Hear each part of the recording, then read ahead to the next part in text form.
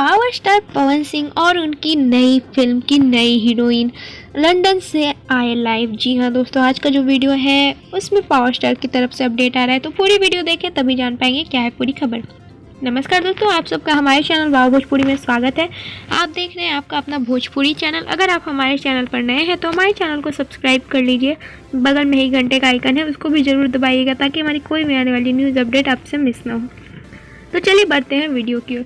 बता दें दोस्तों कि पावर स्टार लंदन पहुंचे थे अपनी नई फिल्म की शूटिंग के लिए, जिसमें से एक फिल्म उनका कंप्लीट हो चुका है। जी हाँ दोस्तों, एक फिल्म की शूटिंग पूरी कंप्लीट हो चुकी है और अब दूसरी फिल्म की शूटिंग की शुरुआत हो चुकी है। जी हाँ दोस्तों, जिसमें आपको जैसा कि स्क्रीन पर डिस्प्ले पे फोटो देख पा रहे हैं, जिसमें आपको दिखेंगी पवन सिंह के साथ हर्षिका पूनाचा। जी हाँ दोस्तों, ये नई हीरोइन है पवन सिंह की फिल्म की और इन्हीं के साथ अभी शूटिंग बहुत ज़ोरों शोरों से जारी है। जी हाँ दोस्तों, बता दें कि लंदन से ये दोनों लाइव आए थे कल रात को और पावर स्टार ने अपने ऑफिशियल इंस्टाग्राम पे खुद अपडेट किया था और अपने स्टोरी में डाला था। जी हाँ दोस्तों, पावर स्टार के फैंस के लिए एक बहुत बड़ी खुशखबरी है कि नई फिल्म जो है उसमें पावर स्टार के साथ नई हीरोइन हर्षिका पूनाचा जी दिखेंगी। और बता दें दोस्तों कि इस फिल्म की भी शूटिंग बहुत ज़ोरों शोरों से शुरू हो गई है और ये भी बहुत जल्दी इस फिल्म की भी शूटिंग कंप्लीट होगी और लास्ट इसके बाद एक फिल्म बचेगा, उसके बाद पावर स्टार हमारे लंदन लौट जाएंगे। बता दें दोस्तों कि